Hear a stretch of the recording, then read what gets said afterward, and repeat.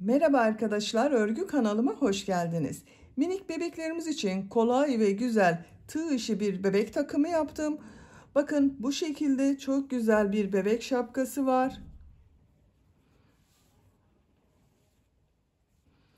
Bunun takımı olarak çok güzel bir tığ işi hırka, cimcime modelli güzel bir hırka arkadaşlar. Yine bunun takımı olarak bu şekilde tığ işi bir pantolon yaptım. Bu pantolonun örgüsü de çok kolay. Siz de bunun gibi güzel bir takım yapmak isterseniz ben bu pantolonun ve şapkanın anlatımlarını yaptım. YouTube kanalıma yükledim. Bunların olduğu YouTube linkini izlediğiniz bu videonun açıklama bölümüne ekliyorum.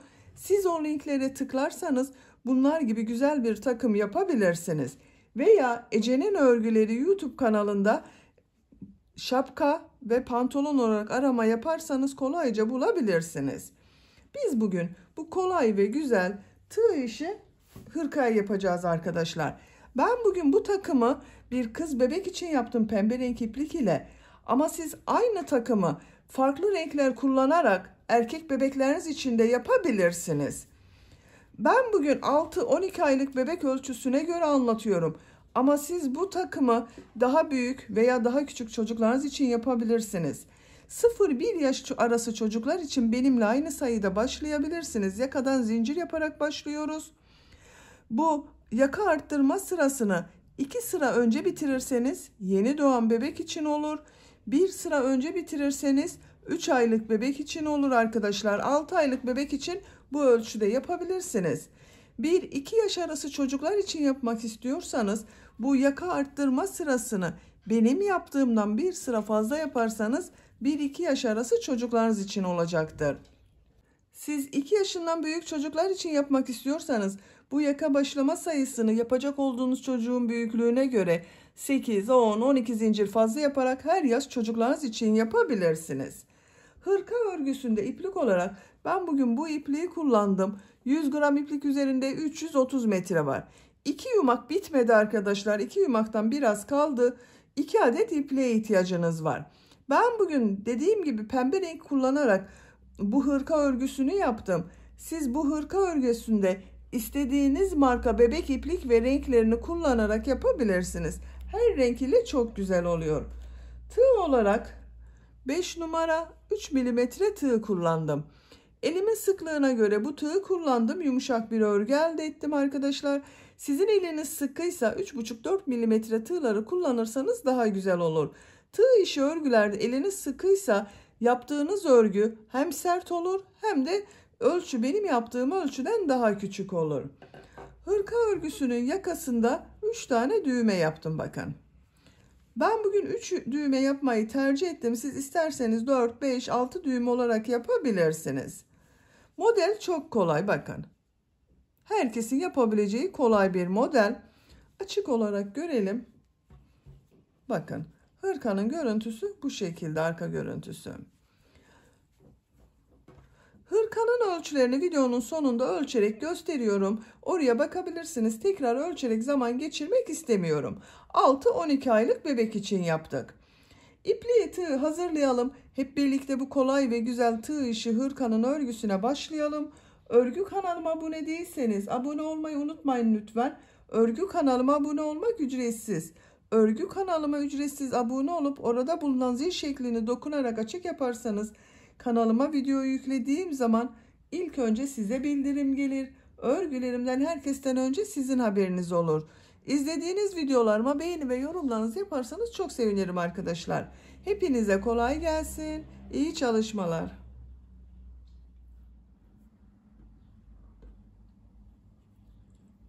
Örgüye yakadan zincir yaparak başlıyorum.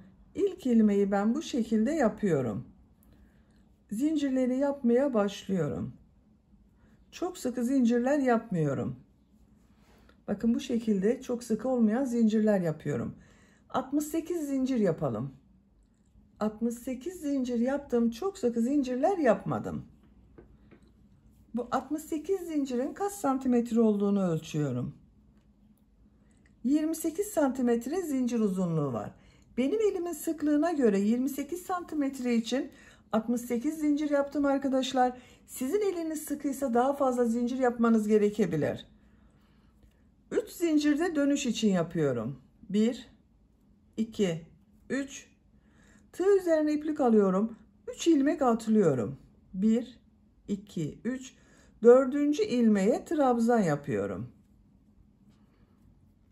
10 trabzan yapıyorum. Bu 3 ilmek atlayarak yaptığımda bir trabzan. Bakın bu 1, 2, 3, 4, 5, 6, 7,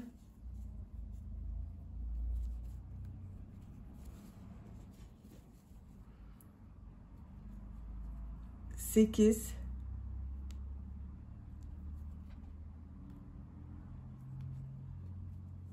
9, 10. 2, 4, 6, 8, 10 trabzan yaptım. Arttırma yeri için 2 zincir yapıyorum. Bu ilmeğe kol bölümü için trabzan yapıyorum. 14 trabzan yapıyorum arkadaşlar.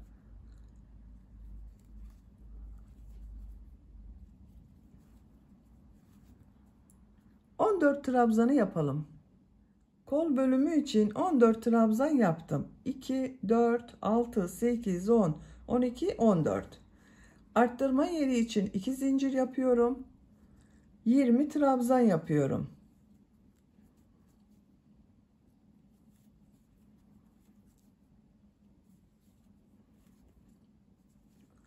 Siz buraya kaç trabzan yaptıysanız burası buraya yaptığımız trabzanın 2 katı olacak. Ben buraya 10 trabzan yaptım. Buraya 20 trabzan yapıyorum. 20 trabzanı tamamlayalım. 20 trabzan yaptım. Bakın görüntüsü bu şekilde oldu. Arttırma yeri için 2 zincir yapıyorum. Kol bölümündeyim arkadaşlar. Bu kol için 14 trabzan yaptım. Buraya da 14 trabzan yapıyorum.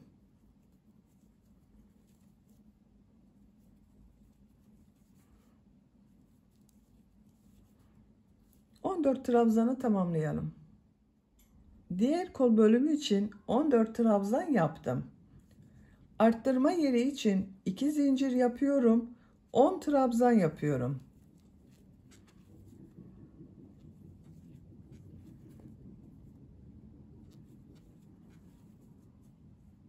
Sıra sonuna kadar devam edelim. 10 trabzanı yaptım. Bu sırada yaka ayrımlarını yaptık. Sıra başında ve sıra sonunda 10 trabzan yaptım. Kol bölümleri için 14 trabzan yaptım. Buraya da bunların ikisi toplamı olan 20 trabzan yaptım. İkinci sıradayım. Bir zincir yapıyorum. Örgüyü çeviriyorum. İlk ilmek üzerine trabzan yapıyorum. Diğer ilmeklere trabzan yaparak devam ediyorum. 10 trabzan yapıyoruz. Bu arttırma zincirine kadar devam edelim. Arttırma zincirine kadar 10 trabzan yaptım. Bu arttırma zinciri üzerine 2 trabzan, 2 zincir, 2 trabzan yapıyorum.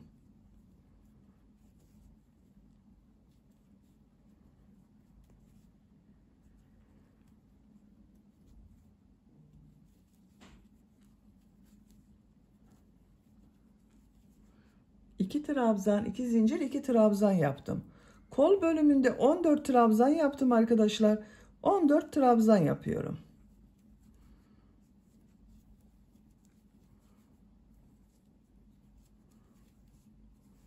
Arttırma zincirine kadar devam edelim. Bu arttırma zincirine kadar trabzanlar yaptım. Bu 2 zincir üzerine 2 trabzan, 2 zincir, 2 trabzan yapıyorum. Arttırmaları 2 trabzan, 2 zincir, 2 trabzan şeklinde yapıyoruz.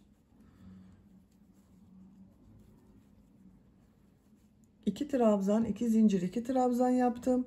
Diğer ilmeklere trabzan yaparak devam ediyorum. 20 trabzan yaptım, 20 trabzan yapıyoruz.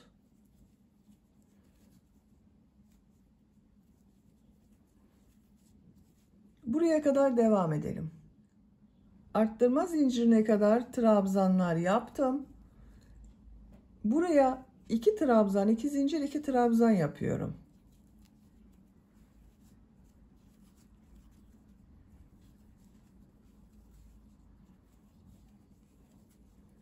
Kol için 14 trabzan yapıyorum.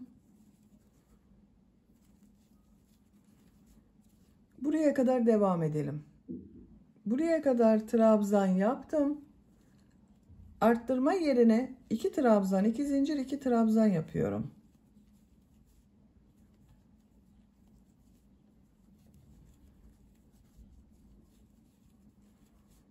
Bu 10 ilmek üzerine 10 trabzan yapıyorum. Sıra sonuna kadar devam edelim. Sıra sonuna kadar tamamladım. Sıra sonunda bakın bir alt sırada 3 ilmek atlayarak yaptığım bir trabzan var. Bunun 3. ilmeğe tığ takıyorum. Trabzan yapıyorum. Buraya da 10 trabzan yaptım arttırmadan sonra. Bir zincir yapıyorum. Örgüyü çeviriyorum. Bu sırada yine arttırma yapacağız. Bu arttırma yerlerinde bir trabzan, 2 zincir, bir trabzan şeklinde arttırma yapacağız. İlk ilmeğe trabzan yapıyorum. Diğer ilmeklere trabzan yaparak devam ediyorum. Buraya kadar devam edelim. Arttırma yapacağım yere kadar trabzanları yaptım. Arttırma zincirinin üzerine bir trabzan, 2 zincir, bir trabzan yapıyorum.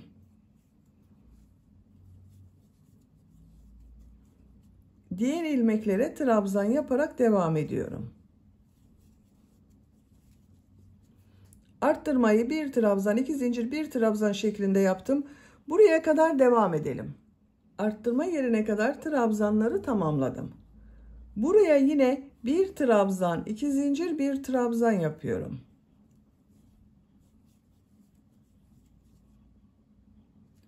Diğer ilmeklere birer defa trabzan yapıyorum. Buraya kadar devam edelim. Bu arttırma yerinde ve bu arttırma yerinde yine bir trabzan, 2 zincir, bir trabzan yapalım. Diğer ilmeklere birer defa trabzan yapalım. Sıra sonuna kadar tamamlayalım. Sıra sonuna kadar tamamladım. Bu sırada bakın bu arttırma yerlerinde bir trabzan, 2 zincir, bir trabzan yaptım. 4. sıradayım.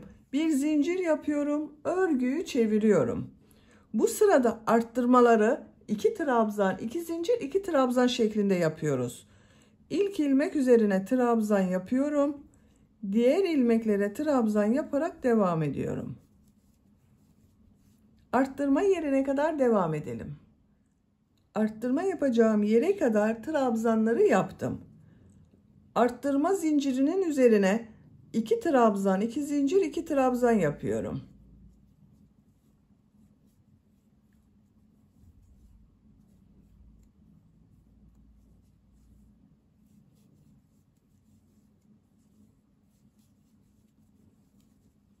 İki trabzan, 2 zincir, 2 trabzan yaptım. Diğer ilmeklere birer defa trabzan yapıyorum. Buraya kadar devam edelim. Arttırma yapacağım yere kadar trabzanları yaptım. Buraya 2 trabzan, 2 zincir, 2 trabzan yapıyorum.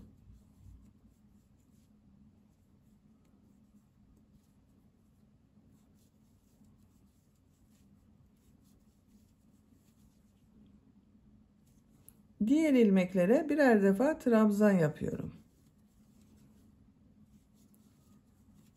Bakın bu sırada arttırmaları 2 trabzan, 2 zincir, 2 trabzan şeklinde yapıyoruz. Bu arttırma yerinde ve bu arttırma yerinde de 2 trabzan, 2 zincir, 2 trabzan yapalım. Diğer ilmeklere birer defa trabzan yapalım. Sıra sonuna kadar tamamlayalım. Sıra sonuna kadar tamamladım.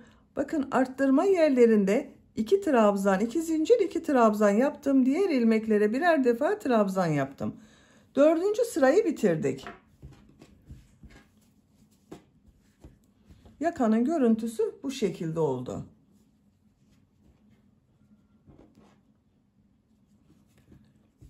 Beşinci sıradayım. Bir zincir yapıyorum, örgüyü çeviriyorum. İlk ilmeğe trabzan yapıyorum. Diğer ilmeklere trabzan yaparak devam ediyorum. Arttırma yerine kadar devam edelim. Arttırma yapacağım yere kadar trabzan yaptım. Arttırma yerine bu sırada bir trabzan, 2 zincir, bir trabzan yapıyorum.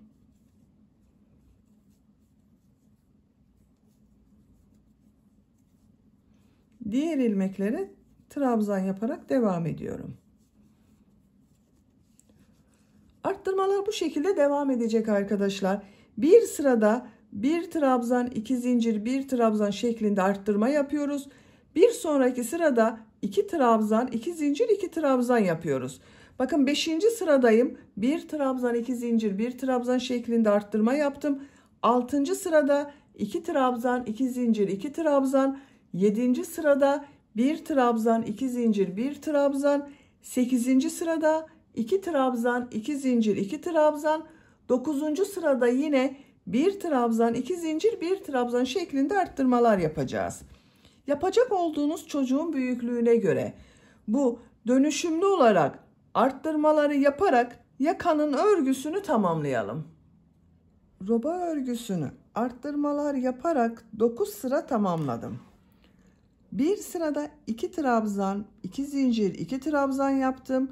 Bir sırada bir trabzan, 2 zincir, bir trabzan şeklinde arttırma yaptım. 1, 2, 3, 4, 5, 6, 7, 8, 9. Santimetre olarak ölçüyorum. 10 santimetre yükseklik var. Şu şekilde katlıyorum. Bakın arkadaşlar, böyle. Benim yapacağım ölçü için yeterli. Siz bir beden büyük olsun istiyorsanız bir sıra daha arttırma sırası yapabilirsiniz. 10 sıra olarak tamamlayabilirsiniz. Küçük yapmak istiyorsanız da benim yaptığımdan bir sıra önce bitirirseniz daha küçük ölçüde olur. 10. sıradayım. 10. sırada kol ve gövde bölümünü birbirinden ayırıyorum. Artık örgüye gövdenin örgüsüyle devam ediyorum. Bir zincir yapıyorum, örgüyü çeviriyorum. Bir sıra trabzan sırası yapıyorum. İlk ilmek üzerine trabzan yapıyorum. Diğer ilmeklere trabzan yaparak devam ediyorum.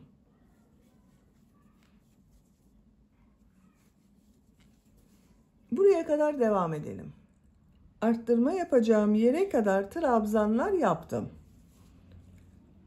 Bu 2 zincir üzerine 2 trabzan yapıyorum. Kol altı için bir zincir yapıyorum. Tığ üzerine iplik alıyorum. Kolda bulunan bütün ilmekleri atlıyorum. Arttırma yerine 2 trabzan yapıyorum. Diğer ilmeklere trabzan yaparak devam ediyorum. Bakın, kol bölümünü ayırdım. Ön ve arka bölümü birleştirdim.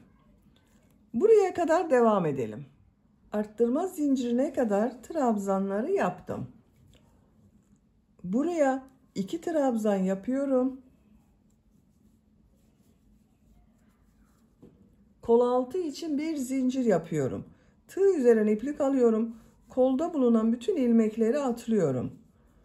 Arttırma zincirinin üzerine 2 trabzan yapıyorum.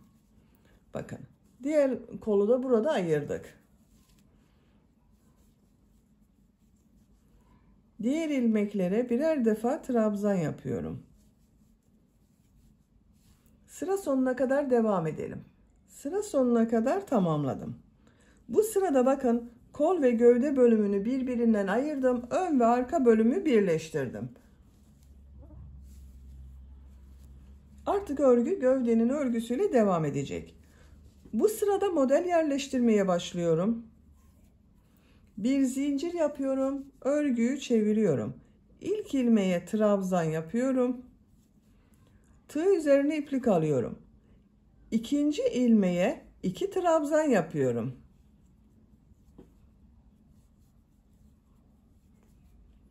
Tığ üzerine iplik alıyorum. Bir ilmek atlıyorum. İkinci ilmeğe 2 trabzan yapıyorum.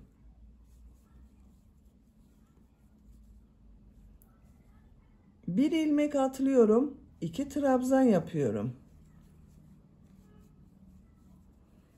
Aynı ilmeğe 2 trabzan yapıyoruz. Bir ilmek atlıyorum, 2 trabzan yapıyorum. Çok kolay arkadaşlar model. Bu şekilde sıra sonuna kadar devam edelim. Sıra sonuna kadar tamamladım. Son ilmeğe bir trabzan yapıyorum. Bu sırada bir ilmeğe 2 trabzan yaptık. Bir ilmek atladık. Bir ilmeğe 2 trabzan yaptık. Model bu arkadaşlar. Bir zincir yapıyorum. Örgüyü çeviriyorum. İlk ilmek üzerine trabzan yapıyorum. Tığ üzerine iplik alıyorum. Bu sırada bu 2 trabzan ortasına, bakın model yaptığımız 2 trabzan var. Bunun ortasına 2 trabzan yapıyorum. Tığ üzerine iplik alıyorum. Bu 2 trabzanın ortasına 2 trabzan yapıyorum.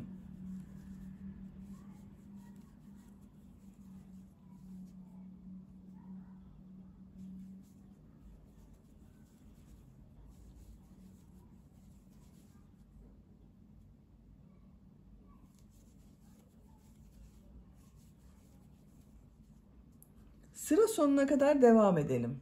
Sıra sonuna kadar tamamladım. Son ilmeğe bir trabzan yaptım. Bir zincir yapıyorum. Örgüyü çeviriyorum.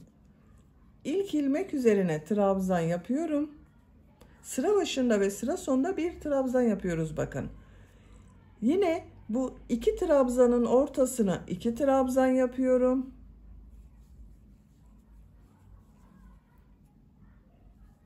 Model gördüğünüz gibi çok kolay.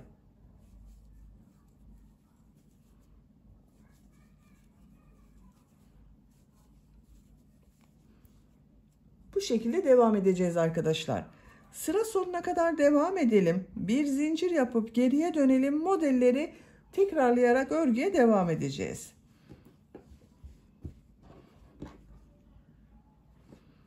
Yapacak olduğunuz çocuğun büyüklüğüne ve tercihinize göre bu model sırasını istediğiniz kadar tekrarlayarak gövdenin örgüsünü tamamlayalım.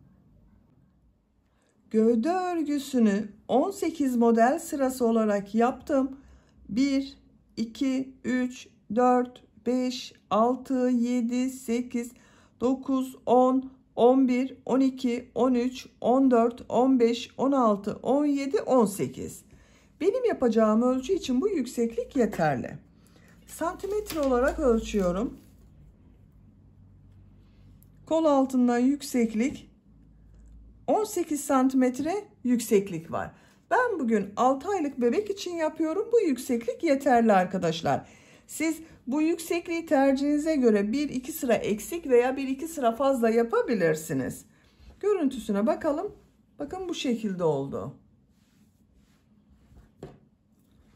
Burada bakın bitirdim. Bu uç bölümde pıtırcık modelleri yapıyorum. Bu ilk ilmek üzerine bir sık iğne, 2 zincir, bir sık iğne yapıyorum.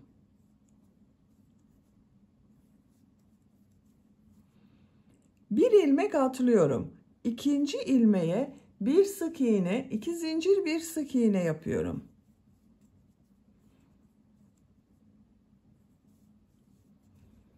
Bir ilmek atlıyorum. Bir sık iğne, 2 zincir, bir sık iğne yapıyorum.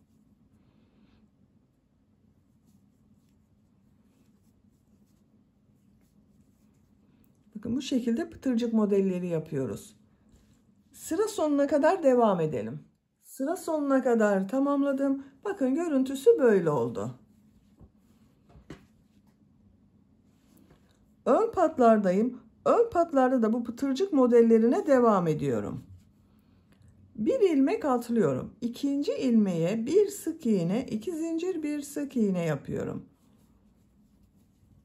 Bakın trabzan boşluğunu atlıyorum. Bu ilmeğe bir sık iğne, 2 zincir, bir sık iğne yapıyorum. Pıtırcık modellerini buraya kadar devam edelim arkadaşlar. Bu yaka bölümünün buraya düğme ilikleri yapacağız. Bu kol ayrımı yaptığım sıraya kadar modelleri yaparak devam edelim. Kol kesimi yaptığım yere kadar pıtırcık modellerini yaptım. Bu yakanın buraya 3 tane düğme iliği yapmak istiyorum. Bakın birisini hemen buraya yapıyorum. İkincisini yaka başlangıcına yapıyorum. Üçüncüsünde ikisinin ortasına. Bakın şu şekilde katladım. Buraya yapıyorum.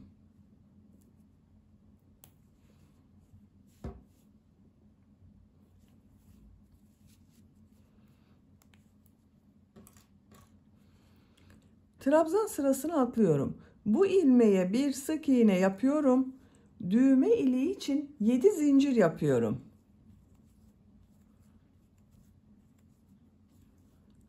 Aynı ilmeğe sık iğne yapıyorum. İlk düğme iliğini yaptım. Siz daha büyük düğme dikecekseniz arkadaşlar bunu 8 zincirde yapabilirsiniz. Bir ilmek atlıyorum. Bir sık iğne, 2 zincir, bir sık iğne yapıyorum. Bu işaret yaptığım yere kadar devam ediyorum.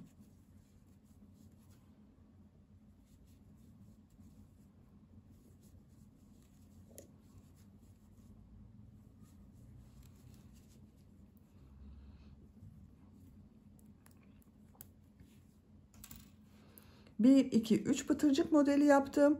Buraya bir sık iğne yapıyorum. Düğme iliği için 7 zincir yapıyorum.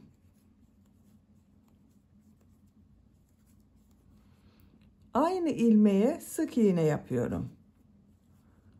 Bir sık iğne, 2 zincir, bir sık iğne yapıyorum.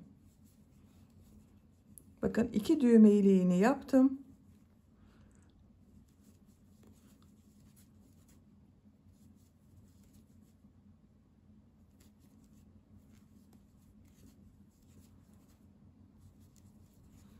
Bu 2 düğme iliği arasında kaç pıtırcık yaptıysak burada da aynısını yapacağız arkadaşlar. Bakın burada 3 pıtırcık modeli yaptım. Buraya da 3 pıtırcık modeli yaptım.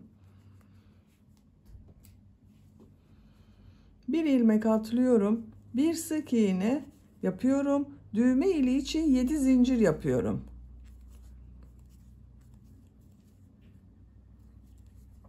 Sık iğne yapıyorum. Yaka başlangıcına sık iğne yapıyorum.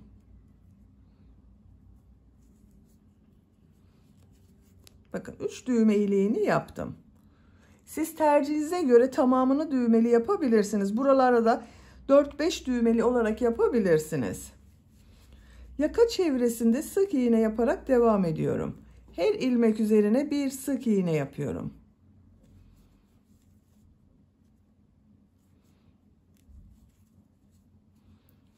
Buraya kadar devam edelim. Yaka çevresinde sık iğne yaparak buraya kadar tamamladım. Görüntü böyle oldu bakın.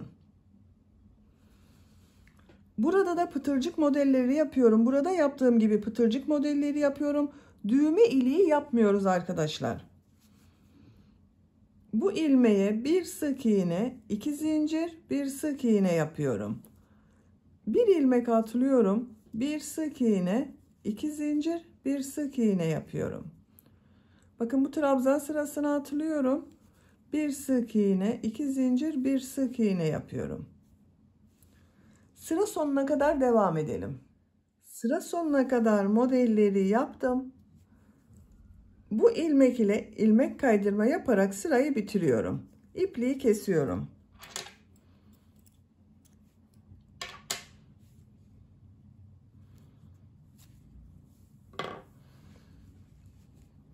Bakın arkadaşlar bu şekilde oldu. 3 düğme iliği yaptık. Buraya düğmelerini dikeceğiz. Şimdi kol örgüsünü yapalım. Kol altından iplik bağlıyorum. Burada yaptığım bir zincir var. Ona iplik bağlıyorum.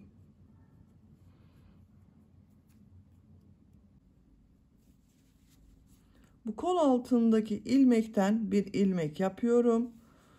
Örgünün şekline bakıyorum. Bakın arkadaşlar bir sıra trabzan sırası yapacağız.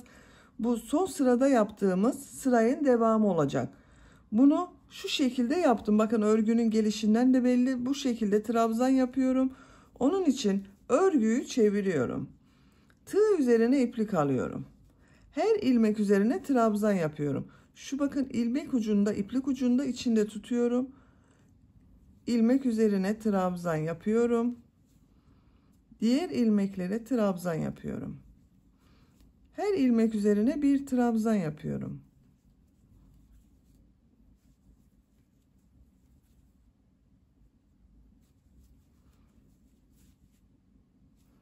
Sıra sonuna kadar devam edelim. Sıra sonuna kadar yaptım. Son ilmeğe de trabzan yaptım. Kol altında yaptığı bakın bu ilmeğe ilmek kaydırma yaparak birleştiriyorum. Bakın modelden önce kol ve gövde bölümünü ayırırken bir sıra trabzan yaptım. Onun devamı oldu kolda. Şimdi model yerleştirmeye başlıyorum. Bu gövde bölümünde yaptığımız modelleri yapıyorum. Örgüyü çeviriyorum. Bu ilk trabzan üzerine bakın ilmeğe ilmek kaydırma yaparak geçiş yapıyorum. 3 zincir yapıyorum. Bu 3 zincirde bir trabzan, aynı ilmeğe bir trabzan yapıyorum. Bakın 2 trabzan oldu. Bir ilmek atlıyorum. Diğer ilmeğe 2 trabzan yapıyorum. Bir ilmek atlıyorum. Aynı ilmek içine 2 trabzan yapıyorum. Bir ilmek atlıyorum. Bir ilmeğe 2 trabzan yapıyorum. Sıra sonuna kadar devam edelim. Sıra sonuna kadar modelleri yaptım. Sıra sonunda bir ilmek kaldı. Bu bir ilmeği atlıyorum. İlk yaptığım bakın bu boşluğa ilmek kaydırma yaparak birleştiriyorum. Bakın arkadaşlar bu sırada modelleri yerleştirdik. Örgüyü çeviriyorum. Kolun örgüsünü de gövde örgüsüyle farklı olmasın diye çevirerek örüyorum. Siz isterseniz bu şekilde de devam edebilirsiniz. Ama o zaman kol ile gövde örgüsü arasında görüntü farklı olur. Ben onun için çeviriyorum. Bakın şu şekilde çevirdim. İlk bu 2 trabzan yaptım. Ortasına ilmek kaydırma yaparak geçiyorum. 3 zincir yapıyorum. Bakın bu 3 zincir bir trabzan. Aynı yere bir trabzan yapıyorum. Bu 2 trabzan ortasına 2 trabzan yapıyorum. Her 2 trabzan ortasına 2 trabzan yapıyorum.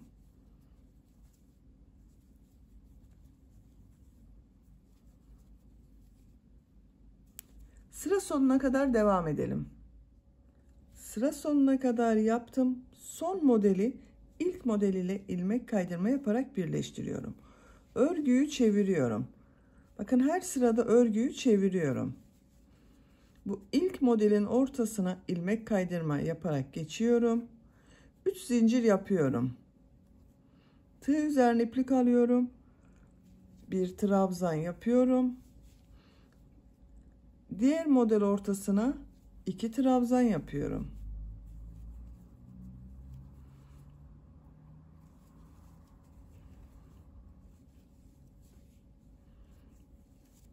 Bakın bu şekilde arkadaşlar.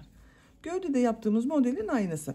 Gövdede bakın çevirerek ördük, dönerek ördük. Onun için kolda da dönerek örüyoruz.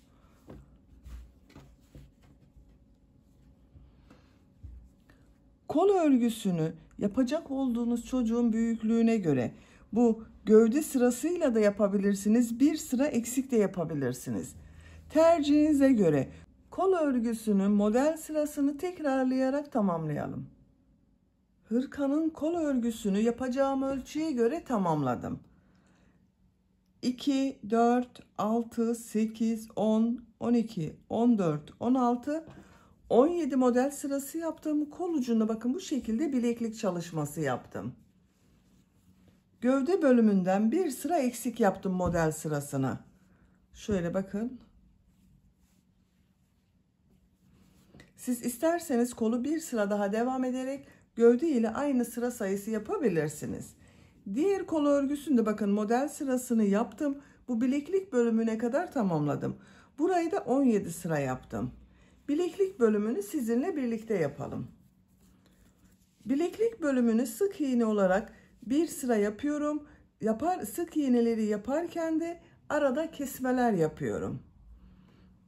Bir zincir yapıyorum. İlk ilmeğe sık iğne yapıyorum. Bakın bu iki ilmeği birlikte yaparak kesme yapıyorum. 3 sık iğne yapıyorum.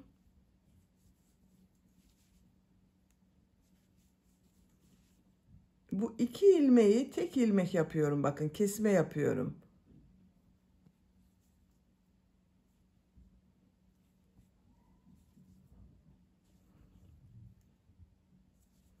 Üç sık iğne yapıyorum. Bir kesme yapıyorum.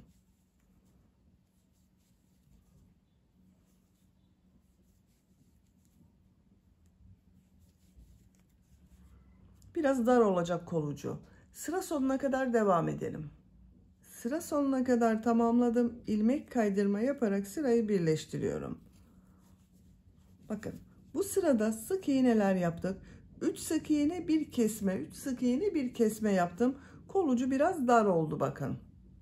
Siz isterseniz hiç kesme yapmadan direkt pıtırcık modelleri yapabilirsiniz. Bu sırada bakın bu kolucunda yaptığım gibi pıtırcık modelleri yapıyorum. İlk ilmeğe bir sık iğne, 2 zincir, bir sık iğne yapıyorum. Bir ilmek atlıyorum, bir sık iğne, 2 zincir, bir sık iğne yapıyorum. Bir ilmek atlıyorum, bir sık iğne, 2 zincir, bir sık iğne yapıyorum.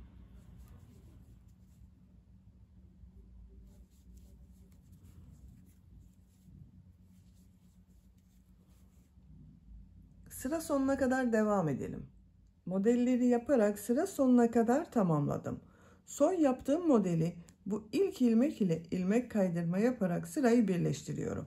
İpliği kesiyorum. Ben ipliği kestim. İlmek içinden çekiyorum. Bakın kolucu bu şekilde oldu. Böylece hırka örgüsünü bitirmiş oldum.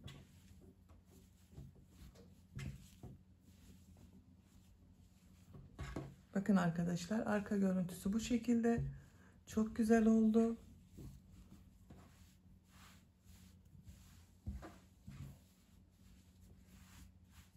Modelde gördüğünüz gibi hem çok kolay hem de çok güzel. Bitmiş olarak size ölçülerini söylüyorum. Düğmesini de takalım.